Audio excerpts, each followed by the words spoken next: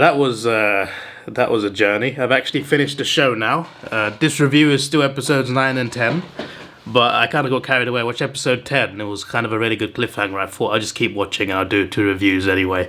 I could do 1 big review, but I'm doing 2 because I want to keep my upload streak going. This channel's been daily since October. I'm kind of want to keep it going, but it's going to end anyway. But I thought I'd increase it at least like a couple more days. Just a couple more days.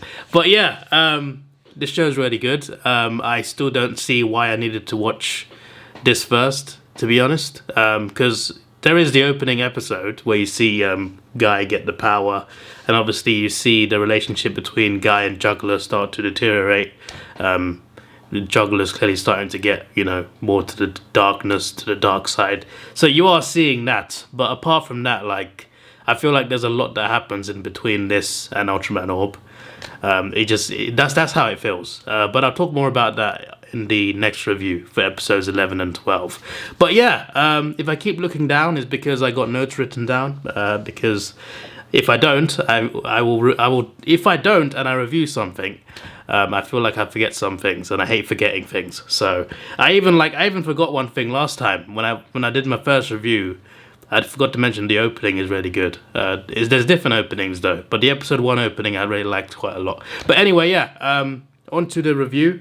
So I mentioned last review about Virginia and a ghoul talking. I'm just like, sorry, Virginia and a ghoul. see, this is the thing, right? I've been watching this show and I'm so excited about it that I'm fumbling over my own words. But yeah, as I was going to say, Virginia talking to Juggler. Virginia is a ghoul. I said Virginia and a ghoul. Anyway, yeah. Virginia talking to Juggler did not disappoint, even though it was like a 2-minute conversation. I really liked what was said there. I think that's how that conversation would go. It would have been also interesting to see how the bad version of Virginia would have spoken to Juggler, because that would have been interesting. Like a battle of egos, I guess. But now because Virginia was in his position, but he's changed now for the better, it's an interesting conversation. It was mainly about, you shouldn't fight alone. Juggler saying, I'll prove you wrong. Juggler was in a lot of pain. He hurt himself quite a lot. He was kind of criticizing. Virginia was criticizing his style of fighting. You need you need backup. You can't just fight alone. Your fighting style isn't too great. Juggler was listening, but also not listening. But I kind of found that conversation interesting because Virginia was kind of like Juggler in the past. So yeah, and also Gamu talking to Gaia as well, so there's relatable conversations there. And a ghoul meeting Guy was quite fun because a ghoul looked at Guy and he's just like, the old me would not have liked you. You have a nice guy written all over you. I'm just like, fair enough. Fair enough, yeah. I mean, the older ghoul would not have liked Guy, so I understand. I definitely understand. Shohei and Amati finally meet. Obviously, Amati was heading towards Earth to protect the tree. The Doctor already on the way there as well. It was good to see Shohei finally meet Amati because even though they actually met spiritually and they could see, hear and feel each other, this was the first time they physically met. So I thought that was a pretty good scene. Guy went up to battle Dr. Psyche and the Bezelbs. He tried to talk to him, negotiate, I guess, but the Doctor was not listening. The Doctor has this weird conception of how the world should be, how the universe should be. He's talking about how it's full of conflict, not just Earth, but also planets in general. There's a lot of conflict. People fight for justice and peace, and to fight for and to get this justice and peace, they gotta bring violence. So he kind of has a point in some ways. It is definitely flawed. There are definitely some flaws with humans and in this universe, other planets and other species. So he kind of had a good motivation. I think in the finale you see his parents dying as well. So that probably would have helped change his worldview. But his solution was wrong. So we've seen the story before, where someone is angry about the way the Earth is polluted and what humans are doing. This one is more like the whole universe, not just Earth, but like Earth's a good example, but like the whole universe is like this in this timeline. We've had plenty of villains who, even the Ghoul had this view, you know, the people are ruining everything with violence. There's better solutions, but the solution that the Doctor's proposing, just like the solution that Ghoul was proposing in Ultraman Gaia, it was the wrong way to think. So but I find it interesting how Dr. Psyche was thinking. Like, he was so convinced by his own words. He was just like, this is the right thing to do. And there is a popular saying, especially with storylines in Hollywood and stuff, every villain is the hero of his own story. and that's really powerful. Every villain, even though they're a villain, to them they're a hero. To the villain, he's not a villain. To the villain, like, I'm the hero. Even though he is clearly the villain, to him, he's the hero. So, or she, you know, obviously depends on the show and who the villain is. But, you know, that applies here. Because even though the Doctor's wrong and he is the villain, in his eyes, he's not the villain. He's the hero. He's the savior. So, it's kind of, I like that. Obviously, you get that a lot with a lot of villains anyway. I mean, that's how villains are generally. They are the hero of their own story. They don't believe they're wrong. And if they believe they're right, obviously, they're not going to see themselves as the bad person. But, yeah, I think Dr. Psyche definitely, he represents that really well, I think. So, yeah, that was a really good episode. But, yeah, his solution, though, it involves taking away free will, you know. His solution, I guess, would get peace, but not in a good way. It kind of reminded me of, because you see a vision of this future in episode 11, I think, and it kind of reminded me of like Ultraman Gaia, when Gamu saw that vision of like both Ultramen dead and in the sand, and how he tried to change it. It kind of reminded me of that, because there's a lot of sand in this future that you see eventually. And yeah, it ends with Juggler trying to save Guy, and the ship blows up, but there's a cliffhanger, obviously. Episode 10, Juggler has saved Guy, so not much of a cliffhanger. For me, it was just literally just clicking the next episode. A few seconds later, here we are. Obviously, I didn't expect either of them to die anyway, because obviously there's a whole show to do, plus you wouldn't expect that to happen. They wouldn't die like that, but still. I love the way how they did a cliffhanger on Juggler and Guy getting out of the ship in a prequel. And I'm just sitting here like, obviously they're not dying. Like, what? Why do a cliffhanger there? It's like a pointless cliffhanger. Honestly, it's like the TV show Gotham, right? Gotham is a TV show about Batman before Batman. So Batman's not a Batman yet. He's a child. And then in one of the episodes, he gets kidnapped, and I'm just like, he becomes Batman. Of course, he's not gonna get killed by the kidnappers. It's just like sometimes with like prequel sort of things, they try to like do too much. And I'm just like, you don't have to do that much. Cliffhangers are fine. But some cliffhangers are so obvious that it's just like, what is the point? But yeah, anyway, at least I watched it straight away, but still. So I just thought I'd bring that up. The Bezelb came down to protect the Tree of Life. The humans attacked the Bezelb. And the Bezelb, they didn't fight back. They didn't resist. Eventually, Guy... all the Bezelb pretty much got destroyed apart from the Queen. So Guy saved the Queen Bezelb. He was just like, there's no point in this one-sided battle. The Bezelb are not fighting back. He didn't say the Bezelb, but like, I'm just saying. I don't remember the exact words. But anyway, he's just like, these monsters are not fighting back.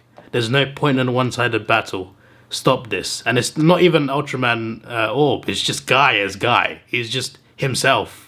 With a light around him, and he's flying, he's floating, and he's trying to plead with the humans, like, don't do this. You shouldn't do this. It's definitely a different universe of it. I mean, you would have said it by now. I'm recording this before episodes 3 and 4 review, so you probably answered my question by now from the previous reviews. I asked if this was a different universe to Gaia and a ghoul, and obviously it is. I mean, the answer is obviously, I don't know why I even asked, to be honest, but the answer is obviously yes, it's a different universe. But I feel like this universe, it really fits really well, because you have all these Ultramen, and in this universe, from the finale, we know that the whole world knows Gamu is Gaia, the whole world knows that Virginia is a ghoul, like the whole world knows this in this universe. So it really fits that Guy can just show his face, because you know, people know about the Ultramen. People know there's human hosts. There's no drawback to, there's no negative to Guy revealing his face. So I just thought, like, when I first saw him, just him and his face revealing himself, I'm just like, are you sure? Then I'm thinking, in this universe, actually makes sense. So fair enough. Fair enough. There's more surprises after, which I'll tell you about, but not much of a surprise because we see them before, but I'll talk about that in episodes 11 and 12 review. But yeah, Guy saving Queen Bezelb, I feel like it's quite an interesting approach, because obviously Amati wanted to talk to the Queen Bezelb, and she still believes in Queen Bezelb.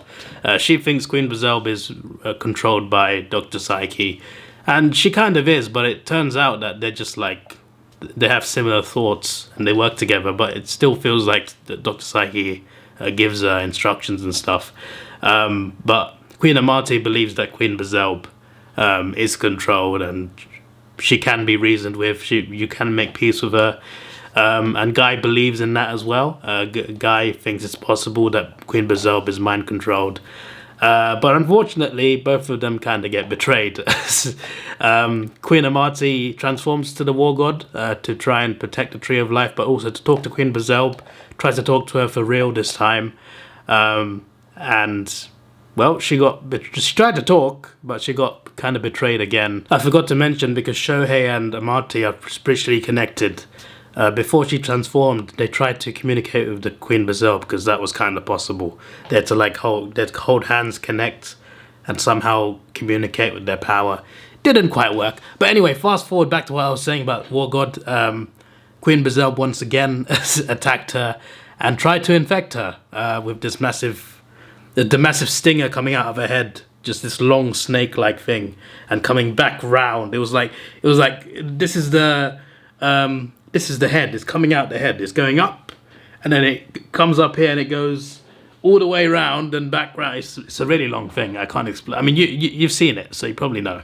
I always talk like you've seen it, but some people who watch this might not have seen it. But I think 99% of you have. But anyway, you know what I'm talking about. So she tries to infect War God in the most extravagant way, because I'm pretty sure she can just stab her right in front of her, because she's holding her like this. Just stab her, but instead it's coming out of her head, going down to the other side of the city, rolling back round like a snake, and then she wants to aim the blade at her chest. But Guy transforms, and Ultraman Orb takes the hit. Ultraman Orb takes the infection. So for the rest of this episode, and also episode 11, which I'll get to in next video, not next video actually, because tomorrow's Movie Monday. And then the day after will be Ultraman Max. Yeah.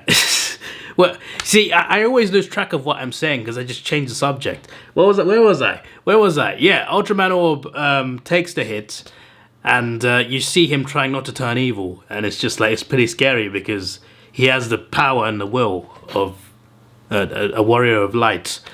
But he's only just a rookie as well, on top of that. But it's like his first big battle, really. His second battle, actually.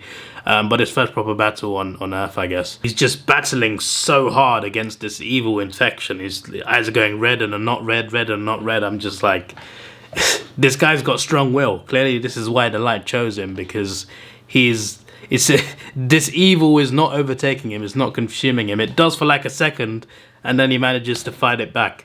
But yeah, Queen Amati gets beaten up quite badly.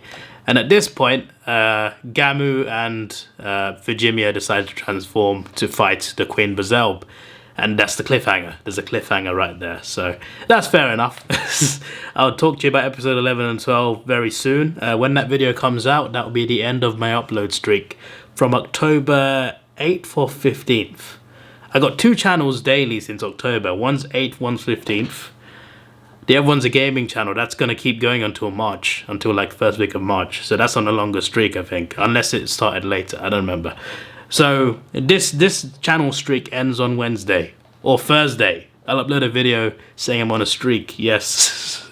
But yeah, I look forward to doing that review and sharing it with you on Wednesday after Ultraman Max on Tuesday. I'm on holiday very soon.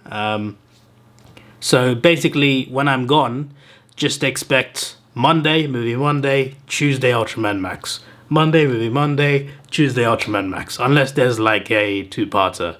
But I don't think there is this month. Well, you'll know. You'll know. And at the end of the month is Easter weekend. So I'm doing it... I'm kind of doing like specials based on like English bank holidays, I said, English holidays. So I did episodes, reactions for Christmas, reactions for New Year. I did like 5 on Christmas and 3 on New Year, I think. So for Easter weekend, I'm doing like 4 or 5. So there's going to be like a nice streak of Ultraman reactions at the end of March. By then I'll be home. As well. So yeah, I look forward to starting to watch the original Ultraman show, Hayata, and also reacting to Cosmos at some point later in the year. That's going to be a nice long journey, but I'm glad I reviewed this first. This is your boy Davidoff. Please like, share, subscribe. How long is this video? I don't even know. Thanks for watching. Have a good day and goodbye. Let's take it slow. Where you go, I go too. And if you hit the bottom, I'm going down with you. Let's take it slow. Who cares where we gotta be? You know you'll have a good time wherever you're with me. Let's take it